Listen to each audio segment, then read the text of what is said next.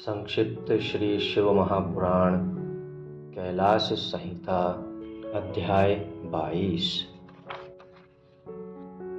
यति के लिए एकादशाह कृत्य का वर्णन। स्कंद महाराज जी कहते हैं, वामदेव, यति का एकादशाह प्राप्त होने पर जो विधि बताई गई है उसका मैं तुम्हारे स्नेहवश वर्णन करता हूँ। मिट्टी की वेदी बनाकर उसका सम्मार्जन और उपलेपन करे।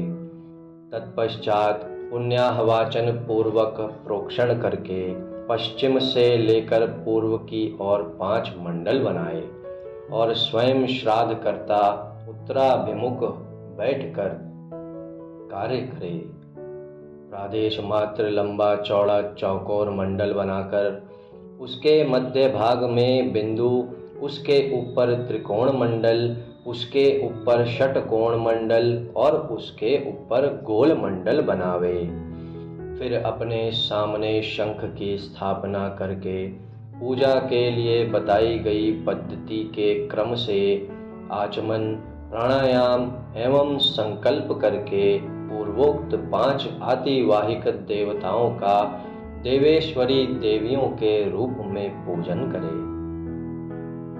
उत्तर और आसन के लिए कुश डालकर जल का स्पर्श करे। पश्चिम से आरंभ करके पूर्व पर्यंत जो मंडल बनाए गए हैं उनके भीतर पीठ के रूप में पुष्प रखे और उन पुष्पों पर क्रमशः उक्त 5 देवियों का आवाहन करे। पहले अग्नि पुंज स्वरूपिणी आतिवाहिक देवी का आवाहन करते हुए इस प्रकार कहे, ओम ह्रीं अग्निरूपा मातिवाहिका देवताम आवाहयामि नमः। इस प्रकार सर्वत्र वाक्य योजना और भावना करे। इस तरह 5 देवियों का आवाहन करके प्रत्येक के लिए आदर पूर्वक स्थापना आदि मुद्राओं का प्रदर्शन करे। तत्पश्चात राम ह्रीं ह्रूं ह्रैं ह्रौं ह्रः इन बीज मंत्रों द्वारा षडंगन्यास और करन्यास करे। इसके बाद उन देवियों का इस प्रकार ध्यान करना चाहिए। उन सब के 4 हाथ हैं। उनमें से 2 हाथों में वे पाश और अंकुश धारण करती हैं तथा शेष 2 हाथों में अभय और वरद मुद्राएं हैं। उनकी अंग कांति चंद्रकांति मणि के समान है। लाल अंगूठियों की प्रभा से उन्होंने संपूर्ण दिशाओं के मुखमंडल को रंग दिया है। वे लाल वस्त्र धारण करती हैं।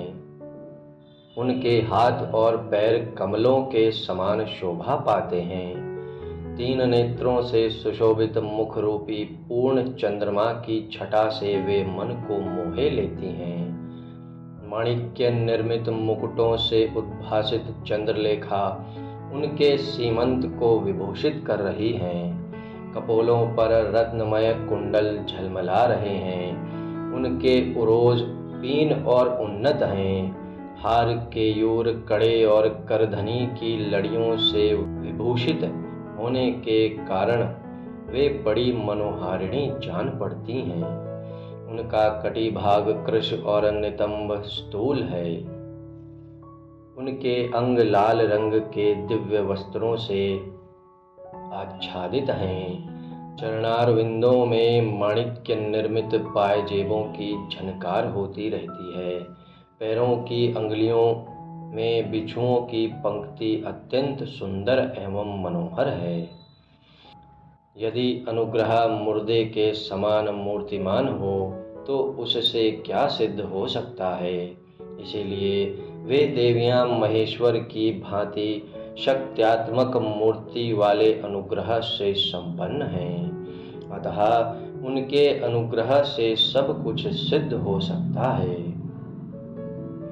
सब पर अनुग्रह करने वाले भगवान शिव ने ही उन 5 मूर्तियों को स्वीकार किया है। इसीलिए वे दिव्य संपूर्ण कार्य करने में समर्थ तथा परम अनुग्रह में तत्पर हैं। इस प्रकार उन सब अनुग्रह परायण कल्याणमयी देवियों का ध्यान करके इनके लिए शंखस्थ जल के बिंदुओं द्वारा पैरों में पाद्य, हाथों में आचमनीय तथा मस्तकों पर अर्घ्य देना चाहिए। तदनंतर शंख के जल की बूंदों से उनका स्नान कर्म संपन्न कराना चाहिए। स्नान के पश्चात दिव्य लाल रंग के वस्त्र और उत्तरीय अर्पित करे। बहुमूल्य मुकुट एवं आभूषण दे। इन वस्तुओं के अभाव में मन के द्वारा भावना करके इन्हें अर्पित करना चाहिए। तत्पश्चात सुगंधित चंदन, अत्यंत सुंदर अक्षत तथा उत्तम गंध से युक्त मनोहर पुष्प चढ़ाए। अत्यंत सुगंधित धूप और घी की बत्ती से युक्त दीपक निवेदन करे। इन सब वस्तुओं को अर्पण करते समय आरंभ में ओम ह्रीं का प्रयोग करके फिर समर्पयामि नमः बोलना चाहिए। यथा ओम ह्रीं अगन्यादिरूपाभ्यः पंचदेवीभ्यः दीपम समर्पयामि नमः। इसी तरह अन्य उपचारों को अर्पित करते समय वाक्य योजना कर लेनी चाहिए। दीप समर्पण के पश्चात हाथ जोड़कर प्रत्येक देवी के लिए पृथक पृथक केले के पत्ते पर पूरा पूरा सुवासित नैवेद्य रखे।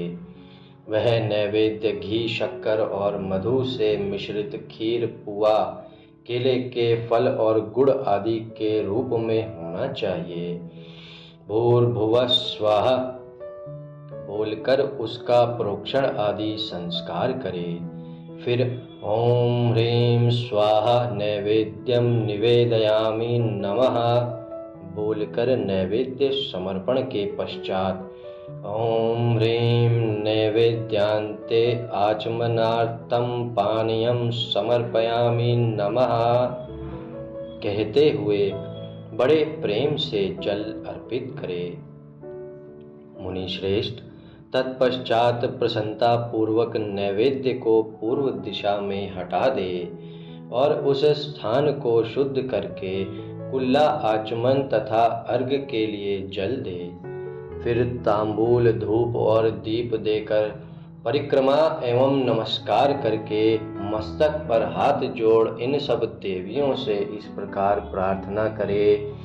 हे श्री माताओं, आप अत्यंत प्रसन्न हो शिव पद की अभिलाषा रखने वाले इस यति को परमेश्वर के चरणारविंदों में रख दें और इसके लिए अपनी स्वीकृति दें।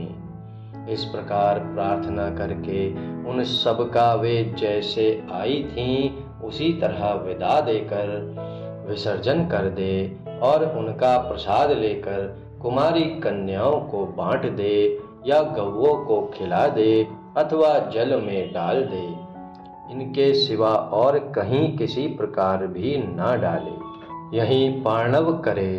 यति के लिए कहीं भी एकोदिष्ट श्राद्ध का विधान नहीं है। यहाँ पार्णव श्राद्ध के लिए जो नियम है उसे मैं बता रहा हूँ। मुनि श्रेष्ठ, तुम उसे सुनो, इससे कल्याण की प्राप्ति होगी। श्राद्ध करता पुरुष स्नान करके प्राणायाम करे, यज्ञोपवीत पहन सावधान हो, हाथ में पवित्री धारण करके देश काल का कीर्तन करने के पश्चात मैं इस पुण्य तिथि को पार्णव श्राद्ध करूँगा, इस तरह संकल्प करे। संकल्प के बाद उत्तर दिशा में आसन के लिए उत्तम कुश बिछाए, फिर जल का स्पर्श करे। उन आसनों पर दृढ़ता पूर्वक उत्तम व्रत का पालन करने वाले 4 शिव भक्त ब्राह्मणों को बुलाकर भक्ति भाव से बिठाए। वे ब्राह्मण उपटन लगाकर स्नान किए होने चाहिए।